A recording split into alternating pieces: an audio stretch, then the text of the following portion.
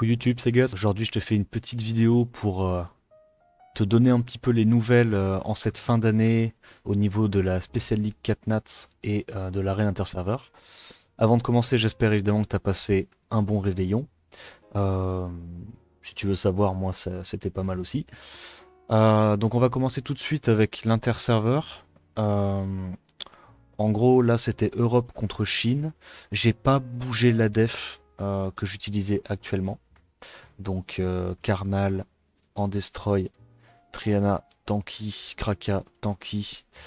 Le seul truc que j'ai changé, mais ça je viens de le changer aujourd'hui, donc ça c'est pas à prendre en compte pour les tests de cette semaine, c'est que là je l'ai mis en Nemesis, mais on verra pour la semaine prochaine ce que ça donne.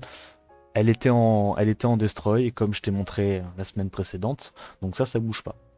On voit que la def a assez bien réussi, donc on en parlait d'ailleurs dans la précédente vidéo, c'est marrant, et ils ont enfin, comme toi, ça fait une petite mise à jour pour améliorer un petit peu l'interface, donc c'est vraiment cool. Maintenant, en cliquant ici, tu peux voir ton score, donc nombre de victoires sur nombre d'attaques totales, nombre de défenses réussies sur nombre de défenses prises, donc sur nombre d'attaques reçues. Et tu vois exactement la même chose pour l'archive donc de la saison. Ce qu'ils appellent l'archive de la saison, c'est les scores cumulés sur tout le tournoi, donc sur les 5 rounds. Donc de ce côté-là, je suis plutôt content. Comme je te dis, on verra semaine prochaine si un seul set Destroy suffit, et si du coup le set Nemesis sur la Pra nous aide un peu à moins nous faire cleave la gueule. Euh, Côté Special League 4 Nats, alors je t'ai pas montré beaucoup de replays, je sais, je suis désolé, il y a beaucoup de personnes qui m'ont demandé, qui auraient bien aimé les voir sur YouTube, pour la simple et bonne raison que je trouve que la Special League n'était pas spécialement marrante à regarder à haut niveau, parce qu'en fait tu te rends compte que c'est quasiment tout le temps les mêmes compos qui sont joués, les mêmes archétypes. Donc là évidemment, bon, je te montre les derniers matchs et tu vois que c'est des archétypes vraiment variés pour me faire mentir, mais je t'assure que euh, l'archétype que je vais te retrouver tout de suite, tableau, double stripper AOE et DCC, celui-là on le voyait un peu partout, à tel point que ça en devenait un peu démotivant pour te faire des vidéos. Bref, tout ça pour dire, on s'est pas trop mal débrouillé. J'ai fait le score que je voulais faire. Donc à la base je voulais légende. Mais en fait je me suis rendu compte c'est tombé pendant la période des fêtes, etc. Et bon, pendant les repas de famille, j'ai vraiment pas pu jouer, hein. Je suis à 240 games sur 420 je crois maximum normalement. Donc on a assuré niveau win rate, mais ouais, j'ai pas pu faire assez de games, et dans ce mode de jeu, si tu veux pouvoir viser la première place, il faut absolument pouvoir empiler les games, car tout se joue sur le win rate et les games, donc c'est un peu dommage. Je pense vraiment que j'aurais pu légende, mais bon, encore une fois, ça tombe pendant les périodes de fête, et j'ai jugé plus important de profiter de mes proches que d'assurer une étoile sur un pixel. Ouais, donc dis-moi ce que t'en penses en commentaire, toi, de cette méta. Je l'ai trouvé un petit peu plus pauvre que les fois précédentes. Moi, bon, je sais pas si tu sais, mais disons que la Special League 4 Nats, c'est vraiment mon mode de jeu préféré, en RTA du moins. Et ouais, ça m'a un peu embêté de voir que les trois quarts des games, c'était bon, évidemment du Eshir très fort, et avec double stripper AOE, CC, je trouvais que c'était un petit peu plus pauvre que les autres fois. Euh, alors c'est difficile à expliquer pourquoi c'est plus pauvre que les autres fois, mais je pense que, alors la méta historiquement en RTA 4 Nats, ça a toujours été tableau centrique, et en gros, c'était vraiment un gameplay plus agressif que la RTA normale, hein. L'idée, c'est de prendre tableau, prendre des knockers qui jouent avant tableau, les knockers jouent, ils font des dégâts, tableau fait son S3, redonne un tour à tout le monde, et tu sors 1 à 2 mobs tour 1 avec tableau. Donc ça, c'était la méta jusqu'à présent. Mais ça a été un petit peu... Ou alors juste tableau tout seul, parce que le mob est très très fort tout seul. le fait qu'il puisse proc, qu'il ait un leader skill de speed, qu'il puisse mettre des petits stuns de temps en temps, etc. C'est très très fort évidemment. Mais voilà, donc c'était vraiment une méta beaucoup plus axée sur le contrôle ce coup-ci. Et en fait, ce qui me gêne un peu, c'est que bah, quand... bon, moi évidemment, je n'ai pas tableau, donc c'est forcément, j'y ai pas accès, mais quand on tombe sur quelqu'un qui te first pick Eshir, parce que tu as vu ma tier list, tu sais qu'Eshir est aussi God tier. Quand on tombe sur quelqu'un qui first pick Eshir et qui derrière te prend tableau, tu ne peux absolument pas speed contest à haut niveau, à niveau de rune équivalent, parce que tableau lead 24 c'est le lead speed le plus polyvalent du jeu en 4 nats, et Eshir évidemment c'est un des meilleurs boosts ATB, extrêmement polyvalent également. Et en fait, tu te retrouves dans les situations où si tu veux essayer de speed contest quelqu'un qui te sort et Eshir et tableau dans la même compo, bah, tu te retrouves avec des compos qui sont ultra commits et qui derrière sont très faciles à se faire counter sur les last pick. Et voilà, tu vois cet archétype-là, si tu as joué un petit peu cette saison, il était partout à haut niveau, il était beaucoup trop fort. En gros, l'idée c'est que tu te retrouves avec une Cliff CC, le mec en face peut même ban Tyron, là dans l'exemple tu vois le seul CC c'est Tyron, et en fait tu te rends compte que même en prenant full mob bruiser, même en bannant le CC, tu te fais tuer à cause des dégâts multi-hit, hein, parce que tu vois qu'il y a énormément de strippers AOE qui sont forts en 4 nat, donc je pense évidemment Clara, Iselia, le nouveau mob là, dont j'ai oublié le nom évidemment, Veressa, voilà, qui a été HOH, stripper AOE, elle tape 2 ou 3 fois en AOE, 2 fois je crois, non 3 fois, strip, break attack, glance, donc elle tape 3 fois en AOE, donc tout ça c'est des mobs pour lesquels le multi-hit va être extrêmement fort, même Bering est super fort dans cette optique là, parce que pareil, ok le S3 c'est un sort mono-cible, mais le S2 c'est du multi-hit. Et là comme tu vois, regarde, on a beau prendre des mobs ultra tanky, le mec en face s'est fait ban son hard CC, et il te tue en 2 tours, parce que les dégâts de base sont trop élevés. Et alors autant c'est pas un problème en ligue normale avec les 5 étoiles, parce que les stats de base des mobs font que ils prennent beaucoup moins de dégâts comparativement par rapport à ce que peut mettre ce genre de team, parce que je te le rappelle, les dégâts d'artefacts c'est des dégâts bruts, donc en gros ça ne va pas. Si tu prends des 5 nats dans ta team avec des HP de base plus élevés, des mobs qui sont de manière générale beaucoup plus résilients, tu peux encaisser les dégâts d'une team comme ça beaucoup plus facilement. Là où en 4 nats, c'est pas aussi évident. Surtout que comme je t'ai dit, en fait, il n'y a pas beaucoup de mobs qui peuvent efficacement speed contest en 4 nats. Et forcément, quand quelqu'un prend Eshir tableau, il part avec un gros avantage. Donc ça m'a un peu pris la tête cette saison. Parce que je vais pas te cacher que à haut niveau, forcément, vu que c'est le truc le plus fort, je m'en tapais, je pense, dans 80% de mes games. Et les seules manières de counter ça, si je n'ai pas accès au first pick Eshir pour ma part, c'était de faire un truc à base de Antares, Vigor, Molly, Rigel et Amdouat. Donc tu vois un peu le genre de compo bien cancer.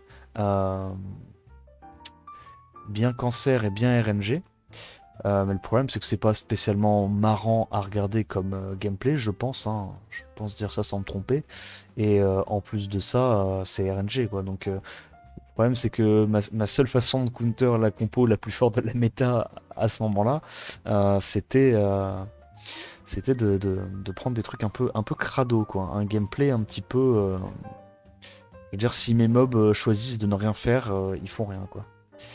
Donc ouais, c'était une ligue un peu compliquée. Et évidemment, l'option que j'avais quand j'avais accès à Eshir, c'est pour ça que dès que je pouvais, je prenais Eshir. Parce que si je prends Eshir, même si la personne en face a tableau, avec une compo un peu similaire comme ça, donc comme tu vois, j'ai un set Swift sur Eshir, un set Swift sur Bering, 2 leader skills de speed, et un stripper en Despair. Donc en stripper en Despair, j'avais Veressa ou Iselia, ça dépendait des compos. Là, comme tu peux le voir, du coup, bon, Je me suis dit que Veressa était mieux que le mob qu'on m'avait pick, donc forcément j'ai pas eu le choix. Et là, dans ce cas de figure-là, je pouvais speed contest parce que soit on me laisse lead speed à peu près équivalent et Bering, ok.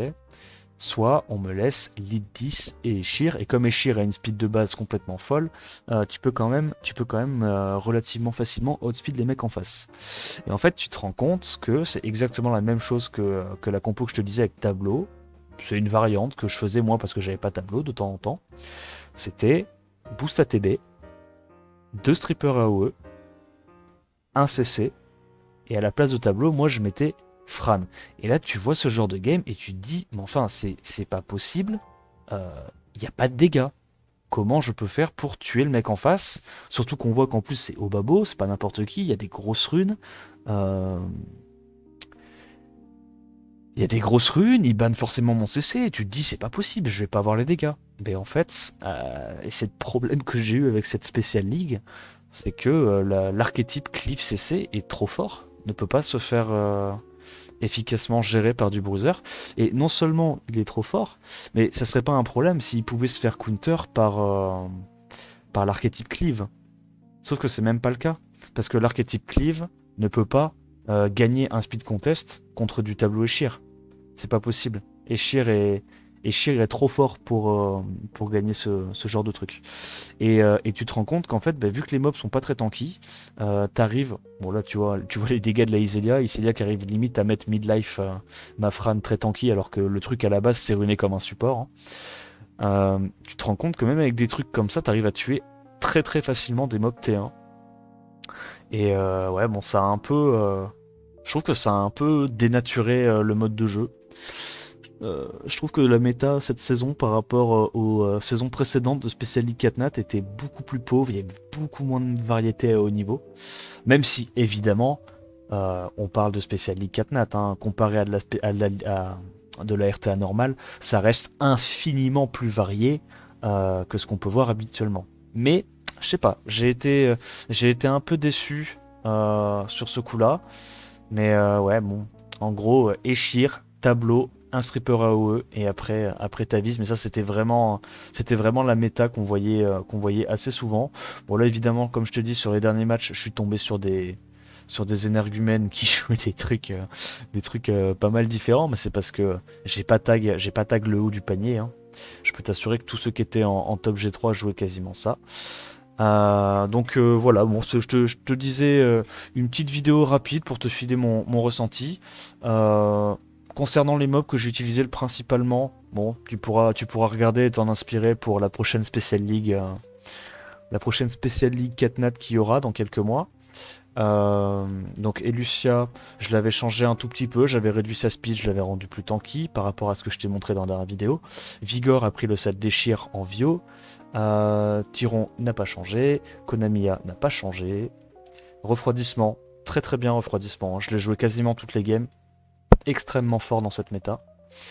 Rigel que j'ai joué beaucoup en anti-CC, bon c'était un peu compliqué mais avec un peu de réussite, si on mettait nos breakdef et tout, c'était un mob qui restait quand même utile. Le petit Cyan Laspic qui a vocation à se faire ban. Honnêtement, je crois pas qu'il y a une seule draft où j'ai pick Cyan de toute la saison où le mob n'a pas été ban. C'est vraiment Cyan. Dans ce mode de jeu, c'est le mob force ban. Suiki, assez intéressant, le mob était pas mauvais. Encore une fois, faut avoir le temps, faut que ça soit contre une compo où tu as le temps de draft, où tu as le temps de stacker ton passif pour potentiellement mettre des gros dégâts sur le S2. Iselia, elle n'a pas bougé. Verdeil n'a pas bougé non plus. Antares, pareil. Chloé, je l'avais mis en double Nemesis Wheel, mais en fait je me suis rendu compte que je ne l'utilisais pas trop. Et honnêtement, même en Swift, je l'utilisais pas, donc hop, on va l'enlever. Mais bon, elle était quand même runée au cas où. Triana n'a pas bougé. La Yen n'a pas bougé. Yen que j'ai beaucoup joué d'ailleurs. Eshir que j'ai first pick littéralement toutes les games dès que j'en avais l'occasion. Eshir trop fort. Alors non seulement le mob était fort, mais c'était surtout l'idée de me dire que c'était ma seule façon de counter les mecs qui avaient tableau. Parce que si je laissais Eshir plus tableau. Là, j'étais vraiment dans la mouise et je devais du coup partir sur une compo très très Loxac à base de Vigor, Antares, Molly, Amdouat et Rigel. Et c'est une compo que j'ai détesté jouer parce que déjà pas fiable, mais c'était pour le coup c'était le meilleur truc que je pouvais faire en termes de win rate. Donc ouais, vraiment dès que j'avais l'opportunité de first pick, c'était un Escher qui partait instantanément. Arya, très très forte, hein, je l'ai beaucoup joué cette game, pour moi c'est un des meilleurs CC AOE en 4 nat. Le seul truc c'est, il n'y a pas de leader skill de speed. Donc si tu as besoin d'un leader skill de speed, tu prends quand même Tyron, Hubel ou Tableau, évidemment, parce que Tableau c'est aussi un CC hein, avec son S2. Mais sinon, quand t'as pas besoin du lead speed, Arya, meilleur CC du jeu, en 4 nat. Très très fort.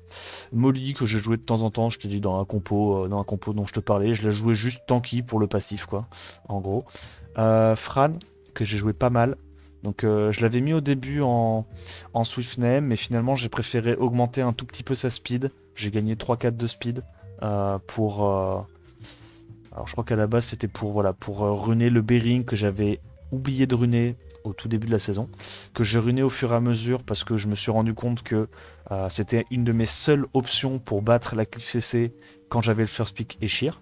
Et du coup, en fait, quand j'avais le first pick Eshir, j'avais un meilleur win rate en partant moi-même Cliff CC contre Cliff CC plutôt qu'en me mettant sur le dos avec la compo Antares que je t'ai dit.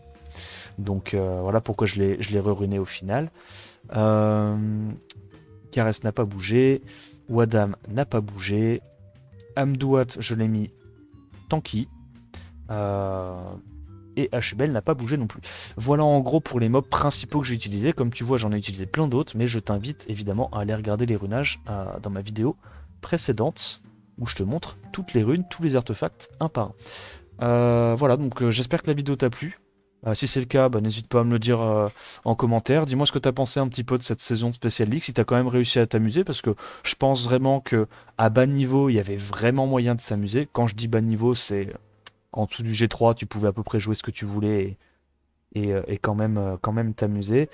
J'espère que la prochaine fois qu'on tombera sur la Special League 4 Nats, les problèmes liés à la Cliff CC seront résolus dans les balance patch. Et en attendant la prochaine vidéo, moi je te dis ciao ciao.